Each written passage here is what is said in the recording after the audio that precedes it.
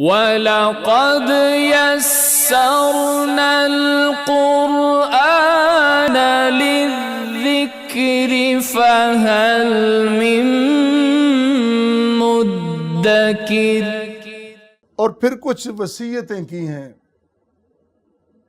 ابراہیم علیہ السلام نے، اور اس سے اندازہ یہ ہوتا ہے کہ اولاد کو کس طرح تربیت کی جائے، کیسی تربیت کی جائے۔ آج چونکہ آیات کی روشنی میں خلیل ابراہیم کی بات ہو رہی ہے تو انہی کے حوالے سے سن لیں۔ وصیت کے دو طریقے، ایک دنیا دار کا طریقہ، ایک اللہ والے کا طریقہ ہے۔ دنیا دار کا طریقہ کیا ہے؟ بیٹے کو وصیت کرتا ہے، دیکھنا میری کہتے کانڈ نہ لو آ جائے، شملہ نہ نیواں ہوندے آ جائے۔ دیکھو میں نے کتنی سیاست میں کتنا نام پیدا کیا، میرا نام نیچے نہ آنے دینا۔ یہ دنیا دار وصیت کرتا ہے۔ میں نے اتنی بلڈنگیں بنائی ہیں، یہ سنبھال کے رکھنا۔ میں نے جتنی دولت میں اضافہ کیا ہے اس میں اور اضافہ کرنا۔ میں اپنی کشتی کو کہاں سے نکال کے لایا ہوں طوفانوں سے، تم اس کو سنبھال کے رکھنا، آگے لے کے جانا۔ دنیا دار۔ اور دیکھنا میرا نام باقی رکھنا، میرے نام پہ مٹی نہ پڑنے دینا۔ لوگ ایسا نہ کہیں کہ باپ تو بڑا نامور تھا، بیٹا کیسا ہو گیا۔ یہ دنیا دار کی نصیحتیں وصیتیں۔ لیکن اللہ والوں کا، اللہ کے انبیاء کا طریقہ ہی اور ہے، طریقہ کار ہی بڑا مختلف ہے۔ وَوَصَّى بِهَا إِبْرَاهِيمُ بَنِيهِ وَيَعْقُوبُ يَا بَنِيَّ إِنَّ اللَّهَ اصْطَفَىٰ لَكُمُ الدِّينَ۔ ابراہیم علیہ السلام نے وصیت کی ہے،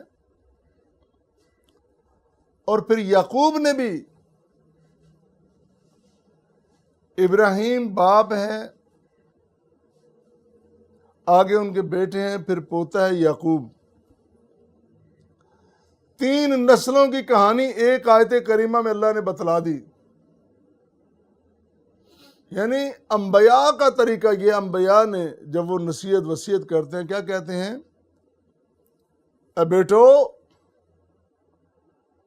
ان اللہ اصطفیٰ لکم الدین، اللہ تعالیٰ نے تمہارے لیے دین کو چن لیا ہے۔ دین سے بے وفائی نہ کرنا، دین کو کبھی نہ چھوڑنا،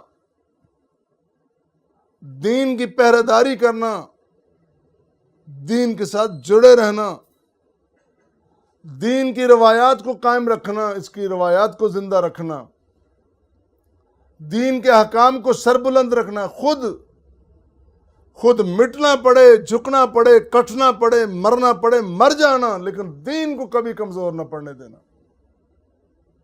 یہ ہے انبیاء کی وصیت۔ فَلَا تَمُوتُنَّ إِلَّا وَأَنْتُمْ مُسْلِمُونَ، تم جب مرو تمہاری گردنیں رب کی بارگاہ میں جھکی ہوں، پوری فرما برداری کے ساتھ، پورے اسلام کے ساتھ۔ یہ انبیاء کا طریقہ۔ نبیوں نے اس طرح تربیت کی ہے، وصیت کی ہے، اور انہوں نے کہا دو باتیں خاص ہیں،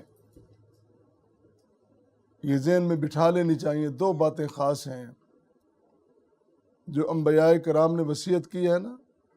ابراہیم علیہ السلام نے ان کے بیٹوں اسماعیل، اسحاق علیہ السلام نے، پھر آگے یعقوب نے، پھر آگے اولاد میں سے جتنے انبیاء آئے، حتیٰ کہ آخری پیغمبر جناب محمد مصطفیٰ صلی اللہ علیہ وسلم نے دو باتیں خاص کر، دو امور، دو مسئلے خاص کر ہیں۔ پہلا کیا ہے کہ اپنے خالق کے ساتھ جڑے رہنا ہے، اپنے خالق کے ساتھ تعلق نہیں چھوڑنا۔ سوال یہ ہے ایک بندہ نماز ہی نہیں پڑھتا، زکوٰۃ ہی نہیں دیتا،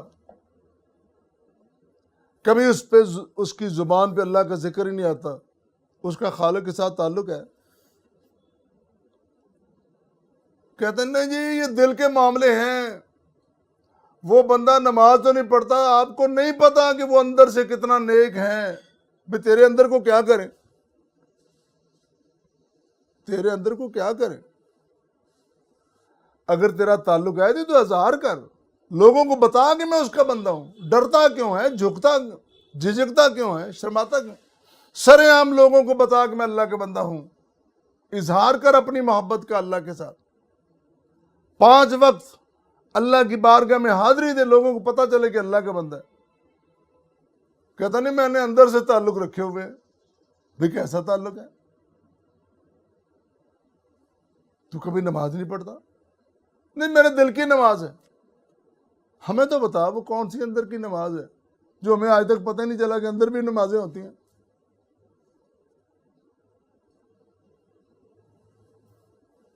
وہ نماز یہ ہے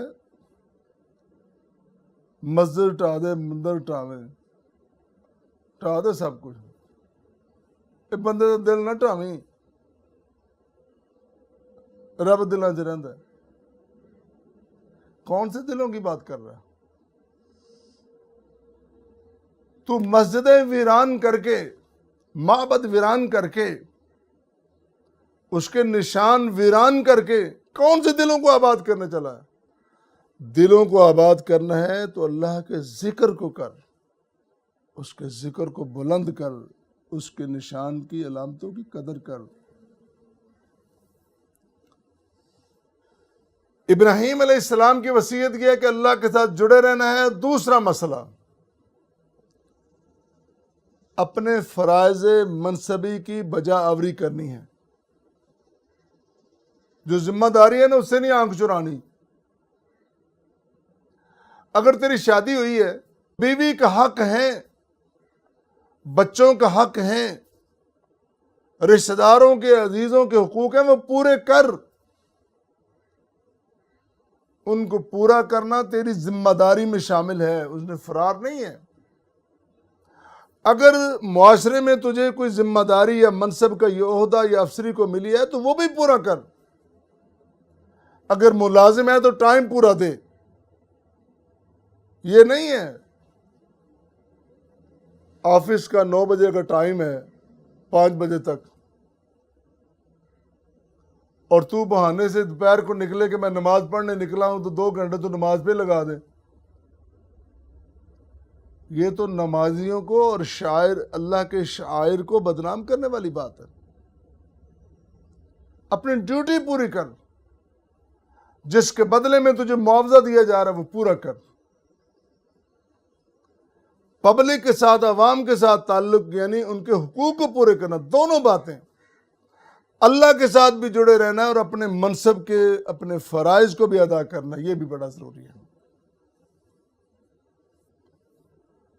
اور یہی بات ابراہیم علیہ السلام بتا رہے ہیں۔ مسلم جو ہوتا ہے نا، فرما بردار، جھکا ہوا، ہوتا ہی وہی ہے جو اللہ کے حقوق بھی ادا کرے اور پبلک کے، عوام کے، رشتہ داروں کے، اپنے سے جڑنے والوں کے حقوق بھی ادا کرے، وہ صحیح معنوں میں مسلمان ہوتا ہے۔ اسی طرح رسول کریم صلی اللہ علیہ وسلم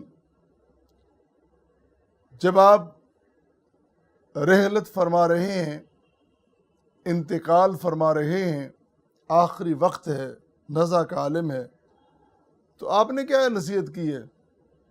یہی ہے نا، نماز، صلاۃ، اللہ سے جڑے رہنا، اللہ سے رابطہ رکھنا، 5 وقت دن میں اللہ کے ساتھ تعلق جوڑنا اور اس سے باتیں کرنا، ملاقات کرنا، اللہ سے تعلق قائم رکھنا۔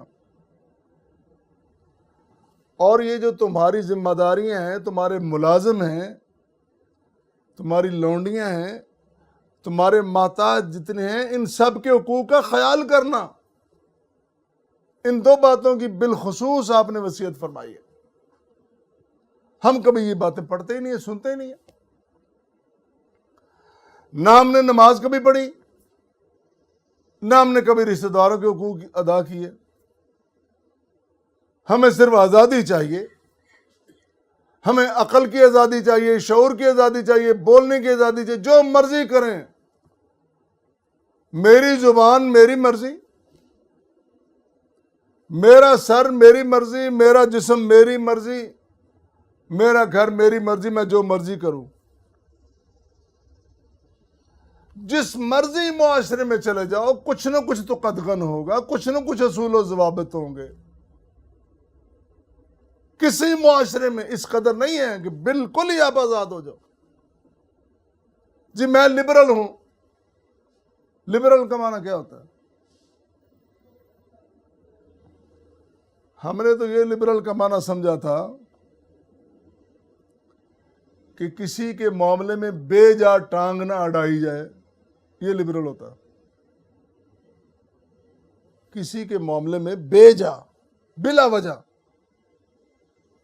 اپنا اپنا نظریہ رکھتے ہیں، ٹھیک ہے رکھو، بلا وجہ ٹانگ نہ اڑاؤ، یہ تو لبرل ٹھیک ہے.